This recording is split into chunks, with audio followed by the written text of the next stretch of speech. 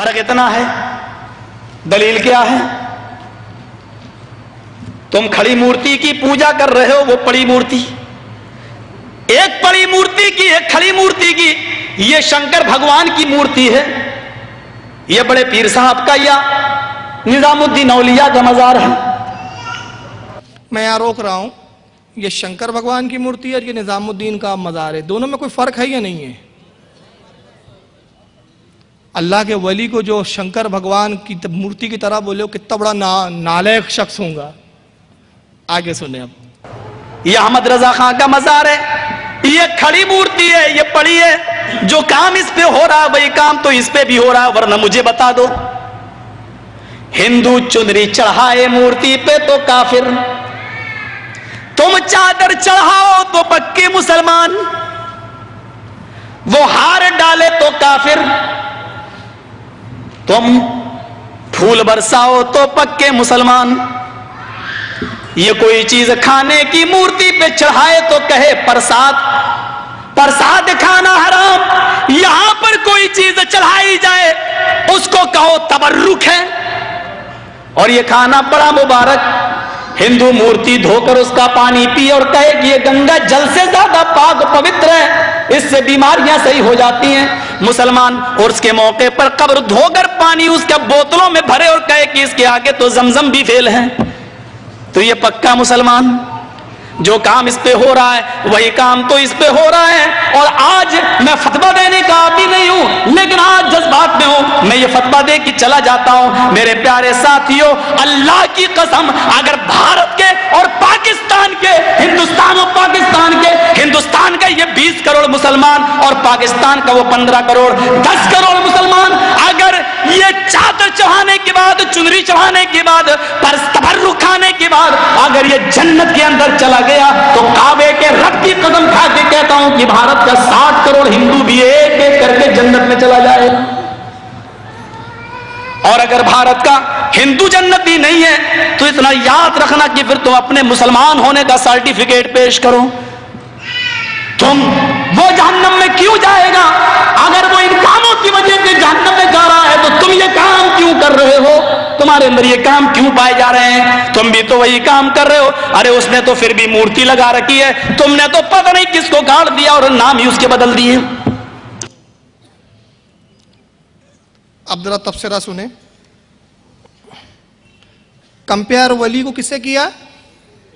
مورتی سے۔ سب سے پہلی یہ جہالت دیکھیے آپ، معاذ اللہ استغفر اللہ۔ اب دوسرا، انہوں نے الزام لگایا، مماثلت بتائی کہ ہندو دیوی پر پانی چڑھاتا ہے تو وہ پرساد، آپ قبر کا پانی دھو کے پیئیں تو تبرک۔ ان سے پوچھو غسل کعبہ کیا ہے؟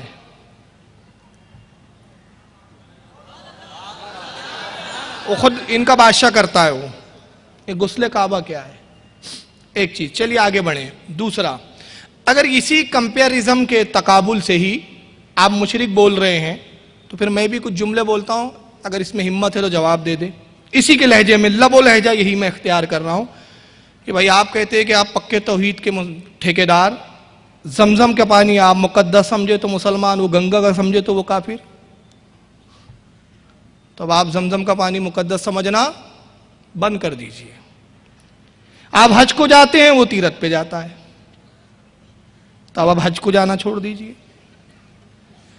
وہ بت کے سامنے سر جھکاتا ہے، تم کعبے کے سامنے سر جھکاتے ہو، کعبہ بھی تو پتھر ہے۔ اب آپ کہوں گے نہیں، سجدہ پتھر کو نہیں ہوتا، اللہ کو ہوتا ہے، وہ ایک نشانی ہے، ایک سمت ہے، سمت کا تعین ہے۔ تو ہندو بھی تو یہی کہتا ہے کہ یہ بھگوان نہیں ہے، یہ بھگوان کے جانے تک کا راستہ ہے، یہ کلپنا ہے ایک ہماری۔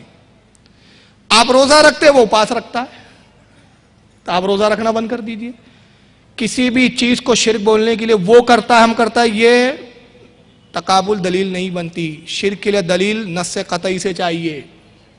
اگر اس میں ہمت ہو اور یہ واقعی علامہ اور مولانا اپنے آپ کو سمجھتا ہو یا اس کی جماعت سمجھتی ہو تو قرآن کی سری آیت لائے جس میں ہو کہ اللہ نے فرمایا ہو کہ اگر تم نے قبر کے غسل کا پانی پیا تو حرام ہے، شرک ہو گیا، یہ آیت چاہیے۔ شرک کا حکم لگانے کے لیے دلیل چاہیے۔ اور دوسرا اس نے پھر کیا کہا آخری میں کہ اگر یہ سب کرنے کے بعد مسلمان اگر جنت میں چلے جائے تو 60 کروڑ ہندو بھی جنت میں چلے جائیں گے۔ آئیے اس کو اب اس کے گھر کی خبر دکھاتے ہیں تھوڑی سی، کہ اس کے گھر میں خود کتنا بڑا شرک پھیل رہا ہے۔ منہاج السنہ ایک کتاب ہے علامہ ابن تیمیہ کی۔ ابن تیمیہ ہے ان کی اصل، ابن تیمیہ ان کی اصل ہے، یہاں سے یہ فرقہ شروع ہوتا ہے۔ 661 ہجری میں ابن تیمیہ کی پیدائش ہوئی۔ کون آ رہا ہے؟ اچھا بیٹھ جائیے بھیا، بیٹھنے کے لیے کہہ رہے ہیں، بیٹھ جائیے۔ ہاں وہ انتظام میں لگی، آپ ادھر توجہ دیں۔ میں عرض کرتا 661 ہجری میں ابن تیمیہ پیدا ہوا، 728 میں مر گیا۔ اس نے سب سے پہلے عقیدہ ایک بیہودہ تراشا کہ اللہ جسم رکھتا ہے اور عرش پہ بیٹھا ہوا ہے۔ علماء نے اس وقت اس کی تردید کی، اس کے خلاف رد لکھا، اس سے مناظرے کیے، اور مناظرہ کرنے کے بعد اس کو شکست دی، جیل میں ڈال دیا گیا۔ آئیے میں عرض کر رہا تھا 661 ہجری میں ابن تیمیہ پیدا ہوا۔ اس کا عقیدہ کیا تھا پتہ ہے؟ اللہ جسم رکھتا ہے اور عرش پر بیٹھا ہوا ہے، عرش تخت ہے اس پہ بیٹھا ہوا ہے۔ علماء نے اس سے مناظرے کیے، مناظرے میں جب یہ علماء کو مطمئن نہیں کر سکا، جیل میں ڈال دیا گیا۔ توبہ کی اس نے، کہا میں اپنے عقیدے سے توبہ کرتا ہوں۔ دوبارہ بھی جیل سے نکالا گیا، کچھ دن اچھا رہا، پھر بگڑ گیا۔ اس کے بعد پھر دوبارہ جیل میں ڈالا گیا، پھر توبہ کی، نکالا گیا، پھر بگڑ گیا۔ تیسری بار ایسا جیل میں گیا کہ پھر لاش ہی نکلی جیل سے۔ دمشق کی جیل میں اس کی موت ہوئی۔ اور ابھی یہ کہہ رہے تھے، دیکھو بڑی اتفاق کی بات، ابھی مجھے یاد آیا، استغفر اللہ، اگر پہلے یاد آ جاتی نا یہ چیز، لیکن میں حوالہ دکھانے کی ذمہ داری البدایہ والنہایہ اٹھاؤ۔ اس نے کہا قبر پر جو پانی چڑھایا جاتا ہے غسل کا، وہ تبرک۔ البدایہ والنہایہ میں ابن کثیر لکھتے ہیں کہ ابن تیمیہ کا جب انتقال ہوا، اس کی لاش نکلی، اس کے غسل کے پانی کو لوگوں نے تبرک کے طور پر بانٹ کر پیا۔ ہمت ہو تو ابن کثیر پہ فتویٰ لگاؤ، اور ان لوگوں پہ لگاؤ جو ابن تیمیہ کے غسل کا بچا ہوا پانی پی رہے تھے تبرک سمجھ کے۔ اب آئیے، بہرحال ابن تیمیہ کے بڑے بدتر عقیدے تھے۔ منہاج السنہ اس نے ایک شیعہ عالم کے رد میں کتاب لکھی، اس میں اہل بیت کی بھی توہین کی، اور اللہ کی وحدانیت بیان کرتے ہوئے اس نے ایک جگہ کیا لکھا، ذرا سنیے، میں جملے بتا رہا ہوں۔ کہتا ہے ابن تیمیہ لِأَنَّ الْحَيَّ الْقَيُّومُ، اور اللہ ہمیشہ سے زندہ ہے۔ یہاں تک تو ٹھیک ہے، ہم بھی مانتے۔ اب آگے سنیے، یفعلُ ما یشاء، اور وہ جو چاہتا ہے وہ کرتا ہے، جو چاہتا ہے وہ کرتا ہے۔ وَيُتَحَرِّكُ إِذَا شَاءَ، اور وہ جب چاہتا ہے حرکت کرتا ہے، وائبریٹ ہوتا ہے۔ وائبریٹ سمجھتا ہے نا، موبائل کو وائبریشن میں ڈال دو آپ تو کہتا گڑو، اللہ بھی ہلتا رہتا ہے تخت کے اوپر، معاذ اللہ۔ وہ وائبریٹ ہوتا ہے، متحرک ہوتا ہے۔ متحرک ہونا مطلب تھر تھرانا، ہلنا۔ آگے کہتا ہے وَيُقْبَسُ، اور وہ اللہ اپنے آپ کو جب چاہتا ہے سمیٹ لیتا ہے۔ وَيُبَسْتُ، اور جب چاہتا ہے اپنے آپ کو پھیلا دیتا ہے، سمیٹتا بھی ہے، پھول بھی جاتا ہے۔ وَيَقُومُ، جب چاہتا ہے بیٹھ جاتا ہے، اٹھ جاتا ہے۔ وَيُجْلِسُ إِذَا شَاءَ، اور جب چاہتا ہے وہ بیٹھ جاتا ہے۔ اللہ جب چاہتا ہے سمیٹ لیتا ہے اپنے آپ کو، جب چاہتا ہے پھیلا لیتا ہے اپنے آپ کو، جب چاہتا ہے ہلنے ڈلنے لگتا ہے، جب چاہتا ہے کھڑا ہو جاتا ہے، جب چاہتا ہے بیٹھ جاتا ہے۔ ان کے عقیدے کے مطابق اب خدا خدا نہیں ہے، ربر کا ٹکڑا ہے، معاذ اللہ، استغفر اللہ۔ جرجی صاحب سے میں کہنا چاہوں گا کہ ہمت ہو تو ابن تیمیہ پہ ذرا فتویٰ بیان کرے کہ یہ خدا ہے۔ اگر ہندو اپنے خدا، اپنے بھگوان کو آنا جانا اترنا بیٹھنا مانے تو وہ کافر، تم کیسے مسلمان؟ چلیے آئیے اب خدا کا ذرا تصور دیکھیے۔ کتاب ہے، یہ آپ کے سامنے دکھا رہا ہوں، 3 رسالے اس میں شامل ہے، میرے پاس یہ ٹیبل پہ بھی موجود ہے، آپ کو مانیٹر پہ بھی دکھیں گی۔ عرف الجادی ایک رسالہ ہے، کنز الحقائق ایک رسالہ ہے، اور ہدیۃ المہدی تیسرا رسالہ ہے۔ تینوں رسالے کے لکھنے والے نواب مولوی وحید الزمان خان صاحب، یہ ہندوستان میں غیر مقلد فرقے کے، اہل حدیث فرقے کے فاؤنڈر میں ہیں، بانیوں میں سے ہیں۔ ہدیۃ المہدی کا صفحہ نمبر 9 جلد نمبر 1، دیکھیے اللہ کے بارے میں عقیدہ بیان کر رہے ہیں، عقائد کا بیان کر رہے ہیں۔ کہتے ہیں وَلَهُ تَعَالَى وَجْهٌ وَعَيْنٌ، اور اللہ کے بارے میں ہمارا عقیدہ یہ ہے کہ اللہ کا چہرہ ہے اور اس کی آنکھ بھی ہے۔ ابھی گنتے جائیں، ابھی خدا ہے ان کے ہاں۔ وَلَهُ تَعَالَى وَجْهٌ وَعَيْنٌ وَيَدٌ، اللہ کی آنکھ بھی ہے، چہرہ بھی ہے، اس کے ہاتھ بھی ہے، وَقَفٌ، اس کی ہتھیلی بھی ہے، وَقَبْضَةٌ، اس کی مٹھی بھی ہے، وَأَصَابِعٌ، اور اس کی انگلیاں بھی ہے۔ اب تعداد نہیں بتائی کتنی ہے، 10 ہے کہ 20 ہے کہ 12 ہے۔ وَسَائِدٌ وَذَرِيعٌ، اور اس کے بازو بھی ہے، پھیلے ہوئے ہیں، وَصَدْرٌ، اس کا سینہ بھی ہے، وَجَنْبٌ، پہلو بھی ہے، وَحَقْوٌ، اس کی کوکھ بھی ہے، وَقَدَمٌ، اس کے قدم بھی ہے، وَرِجْلٌ، اس کے پیر بھی ہے، وَسَاقٌ، اس کی پنڈلی بھی ہے، وَقَنَافٌ، اس کی بغل بھی ہے۔ کوئی چیز بچی؟ سارا یہ خدا کو تراش دیا، یہ عقیدہ ہے۔ اور آگے کہتے ہیں کما تلیق بذاتہ المقدسہ، اور ایسے ہی ہے جیسا اس کی ذات مقدس کے لائق ہے۔ وَإِثْبَاتُ هَذِهِ الْأَشْيَاءِ لَيْسَ بِتَشْبِيهِ، اور کہتے ہیں اس میں ہرگز ان چیزوں کے ماننے میں، ان باتوں کا اعتقاد رکھنے میں کہ اللہ کے ہاتھ، پیر، چہرہ، منہ، پیٹ، کان سب ہے، ان چیزوں کی تشبیہ بیان کرنے میں کوئی تشبیہ نہیں ہے، ہرگز تشبیہ نہیں ہے، مطلب کوئی مثال نہیں ہے۔ آگے کہتے ہیں انما التشبیہ ان یقال یدعو قیدینا، تشبیہ تو تب ہوں گی، مماثلت تو تب ہوں گی کہ جب یہ کہا جائے کہ اللہ کے ہاتھ ویسے ہی جیسے بندے کے، تو اللہ کے ہاتھ الگ ہے، بندے کے ہاتھ الگ ہے، لیکن ہاتھ ہے اس کے، مگر بندے کے ہاتھ کی طرح نہیں ہے۔ او سمعہ کما سمعنا وہاکذا، اور کہتے ہیں تشبیہ تو تب ہوں گی جب یہ کہا جائے کہ اللہ کے جیسے کان ہیں ویسے بندے کے بھی کان ہیں، اور اس پر قیاس کر لیجئے آپ۔ یعنی کہنے کا مطلب یہ ہے، وحید الزماں صاحب غیر مقلدوں کے علامہ کے تحت ان کا کہنا ہے کہ اللہ کے ہاتھ بھی ہے، پیر بھی ہے، کان بھی ہے۔ اب میں جرجی سے پوچھنا چاہتا ہوں تمہارے عقیدے میں اور ہندوؤں کے عقیدے میں کیا فرق ہے؟ بس تھوڑا سا فرق ہے، بتاؤں کیا؟ کچھ لفظوں کو انہوں نے واحد کے صیغے استعمال کیے، جیسے عین واحد کا صیغہ ہے، یعنی اللہ کی آنکھ ہے، مطلب ایک ہی ہے، معاذ اللہ۔ حالانکہ ید بھی واحد ہے لیکن جمع کے تثنیہ کے لیے بھی آتا ہے۔ کچھ چیزوں کے لیے انہوں نے اللہ کے واحد سے ایک استعمال کی، یعنی ایک ایک اعضاء ہے۔ اب فرق کیا ہے ان میں اور ہندوؤں میں پتہ ہے؟ غیر مسلموں میں ان میں یہ ہے کہ انہوں نے جب ایشور کو تراشا اپنے تصور میں، تو انہوں نے کہا کہ بھائی ہمارے 2 ہاتھ ہیں، ایشور ہم سے تھوڑا گریٹ ہونا چاہیے، اس کے 6 کر دو۔ ہماری ایک چہرہ ہے، ایشور ہم سے تھوڑا گریٹ ہونا چاہیے، اس کے 4 چہرے کر دو، ہے نا؟ یہ انہوں نے تصور کیا، اور ان کا تصور تو ان سے بھی گھٹیا نکلا۔ اب وہ بھی اللہ کے ہاتھ، پیر، کان، ناک سب مانتے ہیں، اور تم بھی اللہ کے ہاتھ، پیر، کان مانتے ہو، تو تم میں اور ان میں کیا فرق رہا؟ تو ذرا اپنے گھر کی خبر لیجئے جناب۔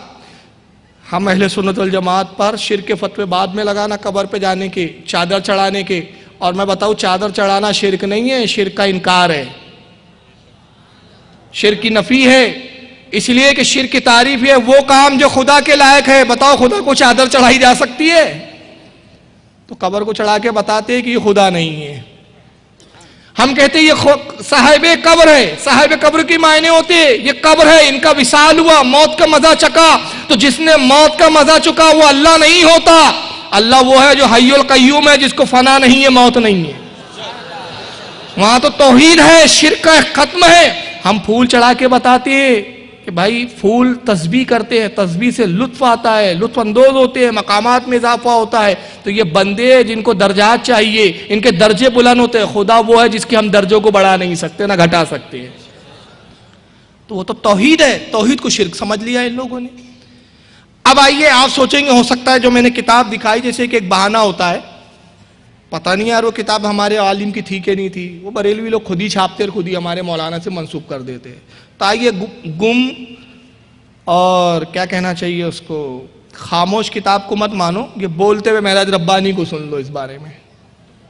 ہم یہ کہتے ہیں کہ اللہ عرش پر مستوی ہے، وہ اس کا انکار کرتے ہیں۔ اللہ نے فرمایا ہمارے ہاتھ ہیں، ہم مانتے ہیں کہ اللہ کے ہاتھ ہیں، وہ کہتے ہیں نہیں، غلط ہے، اللہ رب العزت کے پڈلی ہے، جیسا کہ اللہ تعالیٰ نے فرمایا ہے، تو ہم کہتے ہیں اللہ کے پڈلی ہے۔ اب وہ کیسے ہے کیا ہمیں نہیں معلوم، یہ اللہ کی صفت ہے۔ اللہ تبارک تعالیٰ کے چہرہ ہے، قرآن میں موجود ہے، ہم مانتے ہیں۔ اللہ کے نبی نے جو صفات بتائے ہیں اللہ تعالیٰ اللہ کے بارے میں، اور اللہ نے اپنے بارے میں جو صفات بتائے، ہم بغیر کسی تعویل اور بغیر کسی تعطیل اور بغیر کسی تشبیہ کے ہم اس کو مانتے ہیں۔ ہم کسی سے تشبیہ، اللہ کے ہاتھ ہے، اللہ ید اللہ وقالت الیہود ید اللہ مغلولہ، یہودیوں نے کہا اللہ کے ہاتھ بدھے ہوئے ہیں، اللہ نے فرمایا بل یداہ مبسوطتان، اللہ کے ہاتھ کھلے ہوئے ہیں، اللہ نے فرمایا مان۔ اب یہاں ہاتھ کا مطلب قدرت کرنا، ہاتھ کا مطلب نصرت کرنا، یہ غلط بات ہے، تعویل نہ کریں ہم، نہ ہم تشبیہ کریں۔ تو بغیر تشبیہ اور بغیر تعطیل اور بغیر تحریف اور بغیر تعویل کے ہم اللہ تبارک و تعالیٰ کے تمام صفات کے اوپر مانتے ہیں۔ معراج ربانی سے سن لیا آپ نے، بغیر تشبیہ کے ہم ہر صفات کو مانتے ہیں۔ اللہ نے کہا ہمارے ہاتھ ہے، ہاتھ ہے، اب تعویل مت کرو، آپ ہاتھ سے مراد رحمت مت لو، قدرت مت لو، چہرے سے مراد رحمت مت لو، بے آئینی جیسا کا ویسا مان لو۔ اب سوال یہ پیدا ہوتا ہے کہ اگر بے آئینی ویسا کا ویسا ہر جگہ مان لو، سب سے پہلی بات میں آپ کے اس بارے میں عرض کر دوں کہ جتنی اس طرح کی آیات ہے، جتنی اس طرح کی آیتیں آئی ہے قرآن میں، جہاں ید کا لفظ آیا ہے یا آگ کا لفظ آیا ہے یا جہاں پر جو ہے اللہ رب العزت کے لیے پنڈلی وغیرہ کے لفظ آئے ہیں، وہ ساری آیتیں متشابہات ہیں۔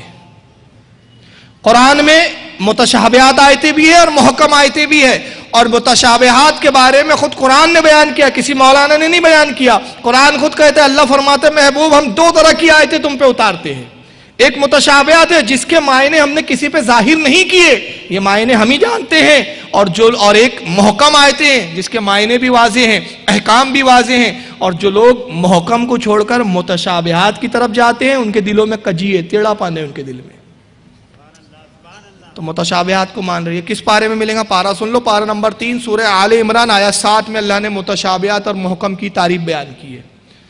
اور اس تعلق سے امام جلال الدین سیوطی رحمۃ اللہ تعالی علیہ نے پوری کتاب لکھی الاتقان فی علوم القرآن، وہ کتاب کا مطالعہ کریں۔